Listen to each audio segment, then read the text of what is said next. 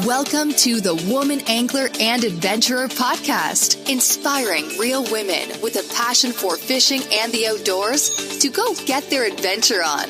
Now, here's your host, Angie Scott and Barb Carey. Warning, this 5-Minute Friday episode is also a video episode. If you want to experience the ultimate effect, watch on Waypoint TV or on our YouTube, Instagram, Facebook, or on thewomanangler.com.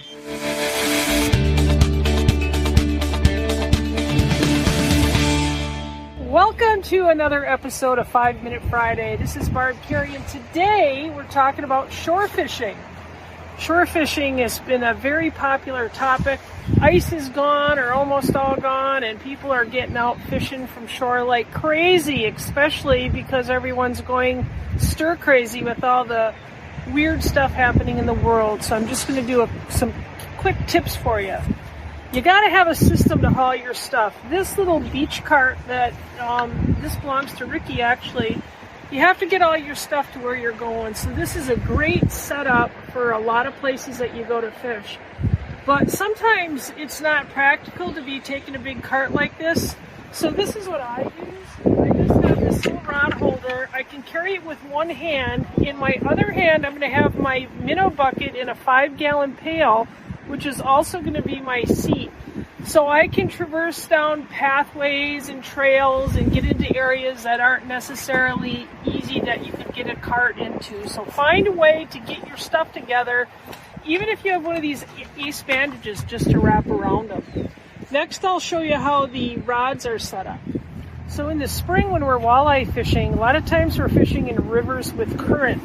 So there's a couple different kinds of setups you want. You want to wait that when the fish take the bait, they can't feel this. This sits on the bottom of the river, it holds in the current. The fish will start taking this hook, and they're not going to feel that weight. If you had a big weight clamped right to the line. I like using colored hooks. Sometimes this is a little variation of the same thing. This is real popular barge fishing. This hook glows in the dark. Sometimes I'll put a little glow-in-the-dark bead here as an attractant and just fish with the minnow. The distance between this leader sometimes matters. If your buddy's catching fish and getting bites and you're not getting any, find out how long this leader is, because sometimes that makes a difference. That's going to determine where that minnow is swimming around in the water. Sometimes they like shorter ones, sometimes they like longer ones. It just kind of depends on the mood of the fish. Let the mood of the fish tell you. I like fishing with braided, high visibility line. As you can see, this rod is in the water.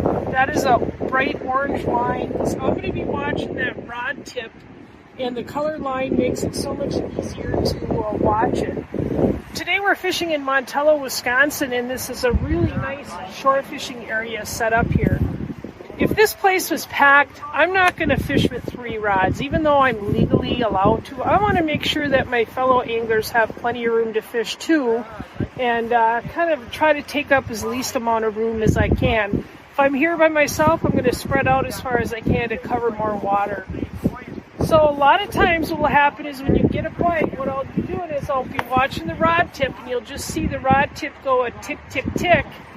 I'm going to pick this up.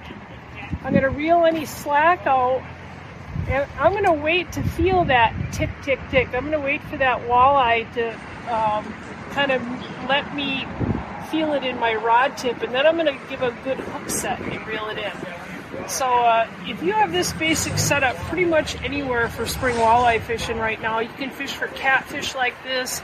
Obviously, it's a little overkill for bluegills, but you can really fish for any species with this type of setup.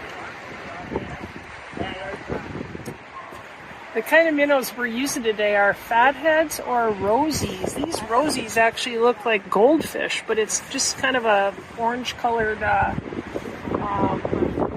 fathead. I thought I was getting a bite here. So I'm just going to take this hook and go right under the chin and right up through. That's all I'm going to do right now is just go right up through the chin and up. Now, another variation of this is to use, instead of a regular hook, to use a floating jig head. Now, if you're hooking the minnow on a floating jig head, you hook it the opposite. You go from the top down.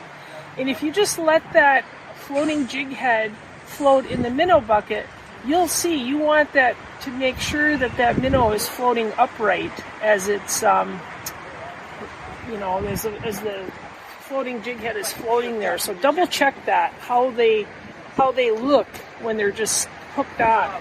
You want them to look natural.